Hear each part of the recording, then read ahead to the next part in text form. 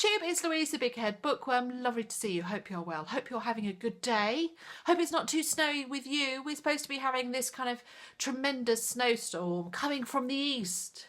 And I live in just outside Cambridge, the east of England, and we're getting the odd little kind of flake every so often. We've just had a little dusting, and so we've got this lovely white light outside. But much to most people's horror, we're not getting any kind of serious snow. We've just got this light dusting making everything look a little bit prettier, but it isn't inconveniencing us, so I'm quite thrilled actually. I don't want Benedict to have a snow day. I want him to stay at school and do school things. So it is Tuesday the 27th of February, so it is 2 days before March Mystery Madness bursts onto BookTube. Actually, it's already burst, hasn't it? Because of people's TBRs and recommendations. And that's what this is. This is a recommendation video for you that wants a little suggestion of what you could read in the mystery worlds. So I have got 24 books here. I think the majority I have read, 1 or 2 I haven't. But gives you a taste, gives you an idea of where you could go. If you wanted to find something new, you wanted to branch out, you wanted to read something opposite than you normally read. So I've got a good selection here, and I hope in this 24 there is something for you that you might go, oh, I haven't read that, or oh, I haven't tried that author, I'll give that a go. So let's get to it. So I'm going to go really quickly through them. This isn't going to be a long video. I'm going to charge through them and just give you an idea and a flavour of what each book is about. So I am going to start with an absolute classic, and it's a classic for a reason. It is phenomenally good, and that is Wilkie Collins' The Woman in White. It came out in 1860, and it's not lost any of its impact. This is a terrible copy. I do apologise. So everybody that doesn't like damaged books, look away now to my copy of Wilkie Collins. I love Wilkie Collins. I love The Moonstone, and I love The Woman in White. I picked this one up but I think The Moonstone's more well known because it's a detective novel, whereas this is a sheer mystery, and it is brilliant. The reason it's a classic is because it is brilliant, so I heartily recommend picking that up. So that would be a good historical. Another classic, or I believe is a classic, and it probably would be classed as a modern classic now, is Rebecca by Daphne du Maurier. Daphne du Maurier would be a brilliant author to pick up for a mystery read, and this is my beach affected copy of Rebecca that I read. Oh, there's something there. I read in Cornwall. Was it last year or the year before? Well, I think actually it might have been the year before, but it's still phenomenal. I have read it many times and I still love it. Last night I dreamt I went to Manderley again. Love it, love it, love it. If you wanted historical books, but they're modern books written for more historical times, well, a period that I absolutely love was between the wars, between the Great War and the Second World War. So I started reading Maisie Dobbs by Jacqueline Winspear last year, and I'm just hooked. I am into the old Maisie Dobbs. They are quiet mysteries. They're decent size. Maisie is, I find her quite unemotional, and there's a depth in detail that I adore in the books. And you get swept up in the story, not necessarily in the characters, but in the story. I think they're glorious, and I'm on my 4th or 5th one at the moment, and I can really feel the characters solidifying, and they're really enjoyable. So if you like, this is set in London in 1929, but it is a modern author. Again, a modern author writing about a period. I think this is kind of 1920, set in Yorkshire. It's Dying in the Wool. It's a Kate Shackleton series. I have most of them now. I think I've got the first 10. I've read the first 4, and I love her. She's a private detective like Maisie Dobbs, Kate Shackleton, and they are not particularly fast-paced, but they're full of detail and full of place. So beautiful for the place and the period detail. Lovely mysteries. Also, these were of their time. So Patricia Wentworth, The Case of William Smith is one of the first Patricia Wentworths. A lot of people talk about Dorothy L. Sayers, or of course the Queen of Crime herself, Agatha, and forget about Patricia Wentworth. But if you enjoy those kind of cosy mysteries, nothing too violent, full of period detail. She was 1940s she started writing, and she wrote for about 20 years, and they're glorious. I absolutely love Patricia Wentworth. I've got about 15 of them, and I highly recommend those. So they're kind of cosy crimes. I had to say, of course, Dame Agatha, if you need a mystery. That's what we read for February. I'm going to record tomorrow my video discussing the Mysterious Affair at Styles and announcing my Casual Christie Club book for March. I can also recommend this. This is a modern author, James Runcie, and these are the Sidney Chambers mysteries. This is the first one, Sidney Chambers and the Shadow of Death. They're known as the Grantchester mysteries. If you've seen them in the UK, you will have seen Grantchester on the screen. They are different. The ones on the screen are different. Some of them pick stories, but they alter them quite significantly. And Sidney is still a vicar and still living in Grantchester, but he's a different character than you see on the screen. Although I adore James Norton. Yes, James, if you're watching, I think you're phenomenal. I really do, in many ways. But these books are different, and they're quieter, and they're incredibly comforting to read. They really are beautiful, and they talk about, because he's a vicar, there's some discussions about theological discussions in them. So there are quite a few that are out at the moment, but that's the first one. They're short stories as well, so you've just wanted a small mystery. Okay, some other UK authors. Nicky French, The Safe House. I read this one. This is a library copy, so it's a bit glimmery, but modern day, not hard-hitting crime, but kind of modern crime writing. So Nicky French. Nicky French is a husband and wife writing duo who I've met. They're very charming. And there's a lot of these psychological thrillers. There we are. So psychological thrillers, good mysteries, modern day mysteries. Another one, she doesn't seem to get as much attention as she used to do.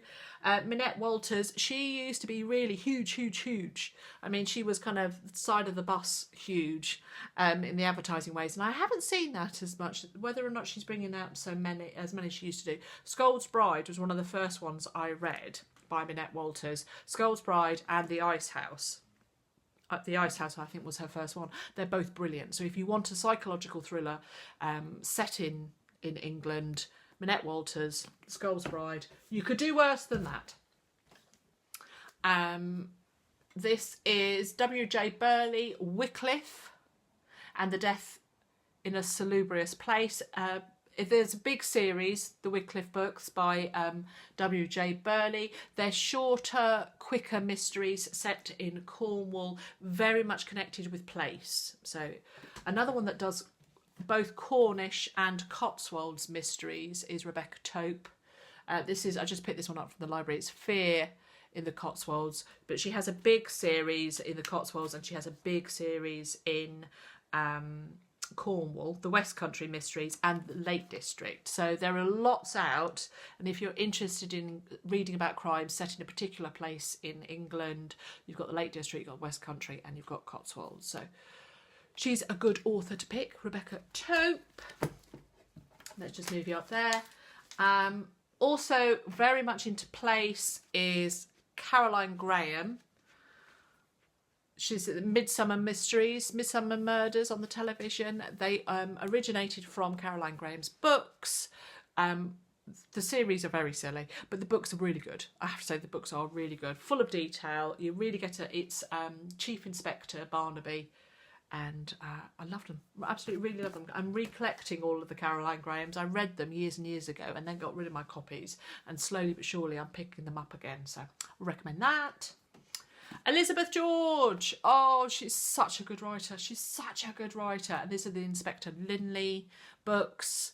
You may have seen them on the television, but the books are just brilliant. I don't think the TV does them justice. The amount of detail, the amount of I I don't even know what to say. What is it? Is characterisation. They just take you apart. They really do. And this is one of my favourites for the sake of Eleanor because it is based in Cambridge. So yes, and you don't. I ideally start at the beginning. I didn't with Eleanor, and for some reason I've ripped out the beginning, which tells you the first book. But I can't remember what the first one is, and I didn't start at the beginning. I actually started with. In the Pursuit of the Sinner, I think, which is towards the middle of the series. But and I then went back and I didn't read any of them in order apart from the last 3, and it didn't matter to me, to be honest, especially the first ones. But so I could highly recommend this one. So I could highly recommend that. I could recommend that one to start with. Also, Peter Robinson. Peter Robinson writes about. The Peak District, he writes about Leeds, he writes about Yorkshire Dales, he writes about all that area, and it is, who's his, Inspector Alan Banks is his detective. They're just great. Both Peter Robinson and Elizabeth George don't live in this country, but write so brilliantly about this country, and they come and visit an awful lot, and they really do actually get the feel of the place brilliantly. So Peter Robinson, this is one of the more unusual ones by Peter Robinson. Again, I didn't read them in order, apart from the last, I would say, kind of 10, 15 I've read in order. But before that, I tripped and changed through it and it didn't affect it for me. This, I find, is a really good one to actually start with. It's a slightly unusual police detective story in that you arrive when the crimes have already been committed. And it's more piecing things together in the aftermath, which I just think is it's a different way of looking at it, and I can recommend that for Peter Robinson. One of my favourite series is by Susan Hill, and it is the Simon Serelier novels. The first one is, I think, The Pure of Heart, or The Pure in Heart. No, this is the first one. It is this one, The Various Haunts of Man.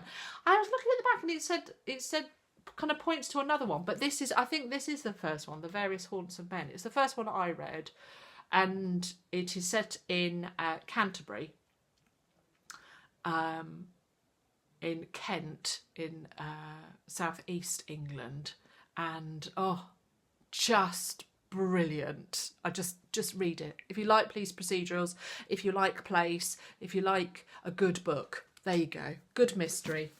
That's for you. Some true crime. Let me go through some true crime. If you've been watching my channel for long, you will have seen some of these before.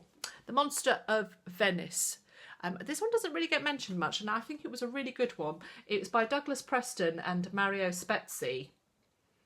And it's a crime. It was the Monster of Venice was seen as Italy's Jack the Ripper, but it was in 1970s to 1985. And if you are interested in the Amanda Knox case and the idea of Italian justice and what Italian justice is, then this is actually a really good book to read as well, because then it kind of gives you more of a flavour of what Italian justice and their justice system is, and how very different it is from ours and America's, but how very different it is, and actually gives you more of an understanding of why their justice system is what it is. So I really enjoyed it for that. Aphrodite Jones, A Perfect Husband. This was the Kathleen Peterson case, and this was one of the true crimes I read about that. It's great. I might reread that. I really enjoyed this when I read it last summer. True Crime Addict by James Renner. It's how he lost himself in the disappearance of Maura Murray. So this isn't a murder, this is a disappearance. So it's a mystery. Haven't read this one, but this is by Lara Bricker, and it's called Lie After Lie After Lie After Lie. And it is just a classic true crime, modern day classic, I think. And people ask me which Anne Rules I really like. I really love The Stranger Beside Me, but this is the other one that I just adore, and it's called Bitter Harvest by Anne Rule, and it is about, what's her name? Deborah Downs. No? But this is Deborah Green. Oh, I thought it was the other one.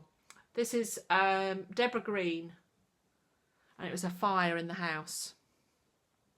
It's amazing. I've recently listened to the audiobook of this again and thoroughly enjoyed that. Right, last 4. Doing well. I'm doing well for all these books. Patricia Cornwall. Oh, it's a huge series, the Dr. K. Scarpetta. I think the last one's very